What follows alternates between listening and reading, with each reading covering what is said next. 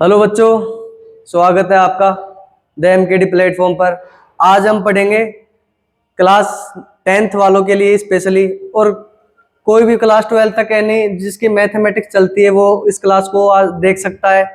इस आज के लेक्चर में हम उनको जानेंगे, जैसे साइन 45 की वैल्यू कितनी होती है, कोस 60 की वैल्यू कितनी होती है, साइन 90 की वैल्यू कितनी होती है। इन वैल्यू को क्या है कि ऑफलाइन के बच्चे कमेंट करते रहते हैं, सर कोई ऐसी ट्रिक बताइए जिससे ये याद हो जाए, सारे डाटा एकदम दिमाग में बैठ जाए। तो आज आप एंड की एक चीज पढ़ाऊंगा जिन्हें आप ट्रिक्स को याद कर सका डायरेक्ट। तो त्रिकोणमिति के 6 फलन होते हैं, ये हम सब जानते हैं। कौन कौन से होते हैं वो? Sine theta, cos theta, tan theta. और ये तीन इनके उल्टे होते हैं। टेन का क्या होता है? कोट थीटा, कोस का सेक थीटा, और साइन का कोसेक थीटा। तो आप बिड़ता ही करांगा जय के नाम जय 6 फलन जी। तो आप कर लेंगा 0 डिग्री, 30 डिग्री, 45 डिग्री, 60 डिग्री और 90 डिग्री। ठीक है, हमने इनको 5 एंगल्स में डिवाइड कर लिया है हमने, और इनके नीचे हम प्रत्येक के आगे नंबरिंग कर देंगे 0, 1, 2, 3, 4। और इन सभी जहां पे हमको एंड में 4 प्राप्त होता है, इस 4 से सभी को हम इनसे डिवाइड कर देंगे। जैसे 0/4, 1/4, 2/4, 3/4 और 4/4। अब हम क्या करेंगे, जो कट रहा है उसको सबसे पहले काट लेंगे और जो नहीं कट रहा है उसको नहीं काटेंगे। जैसे 2/4 से कट रहा है 1/2, और जैसे 4 से 4 कट रहा है 1 से। अब हम तीसरी स्टेप में क्या करेंगे, इन सब का एक अंडर रूट ले लेंगे। ठीक है, इसका अंडर रूट लगा दिया, इसका अंडर रूट कर दिया, इसका अंडर रूट कर दिया, इसका अंडर रूट कर दिया एंड इसका अंडर रूट कर दिया। अब अंडर रूट वैल्यू को हम पूरा सोल्व कर लेंगे। जैसे ये 0/4 है तो 0 ही बनेगा, 1/4 का अंडर रूट 1/2 बनेगा, और 1/2 का अंडर रूट 1/√2 ही होता है, और रूट 3/4 का रूट 3/2 बन जाएगा। जैसे रूट 3/2 और 1 का 1 बनेगा। अब इनकी वैल्यू हम किस प्रकार से याद करेंगे, आइए हम ये देखते हैं। जैसे साइन 0 की वैल्यू कितनी होगी, एक मिनट। अब इनके नीचे हम इनकी वैल्यू लिखते चलेंगे। जैसे साइन 0 की वैल्यू क्या होगी, 0।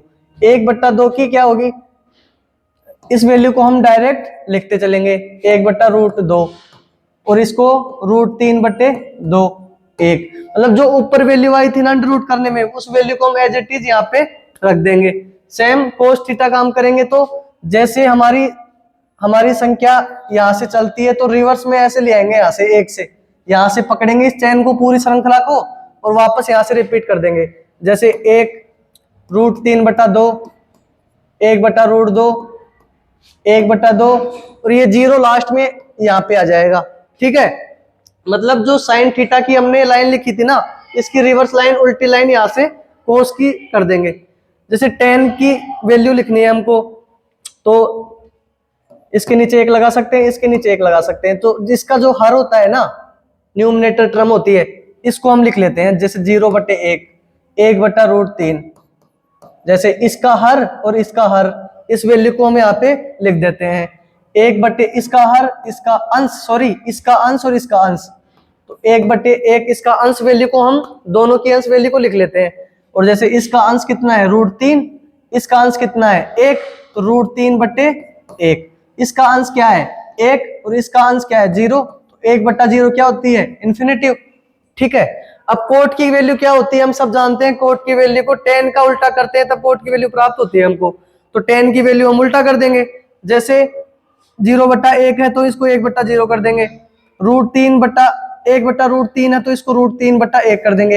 ये 1 का 1 हो जाएगा, ये 1/√3 बन जाएगा, ये 0/1 हो जाएगा। सेम सेक थीटा को हम कोस थीटा का उल्टा कर देते हैं, इस वाली लाइन को। ठीक है, ये कोट 10 से हो जाता है और साइन कोसेक से होता है।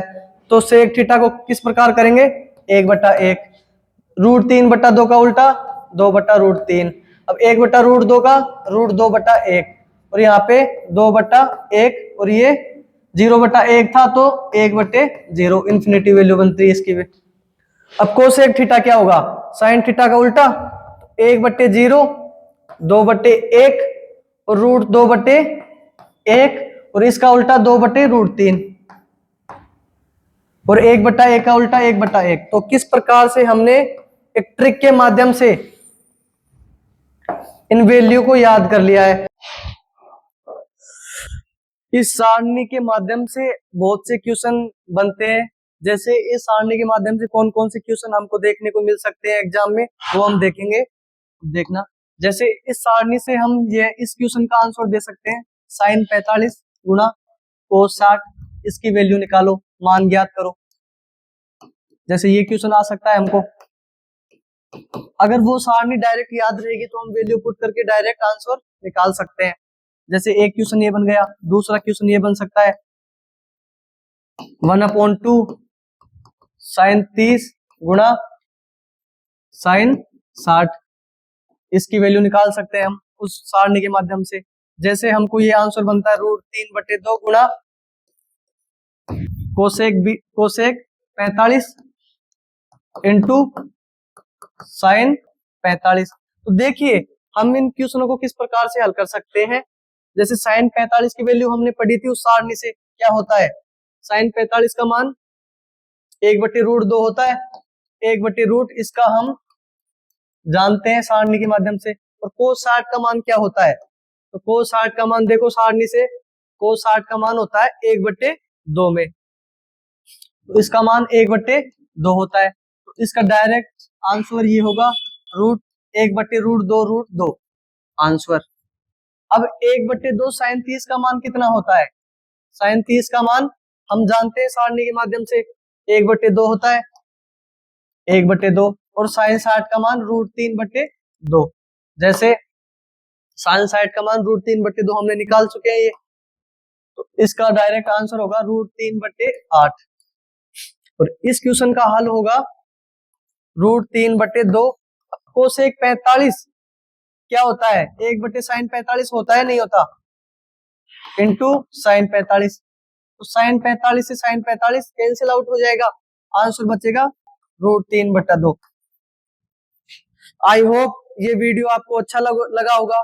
उस सारणी के माध्यम से हम ऐसे बहुत से क्वेश्चनों का हल कर सकते हैं जो हमारे लिए बहुत ही आसान होंगे एग्जाम में करने के लिए।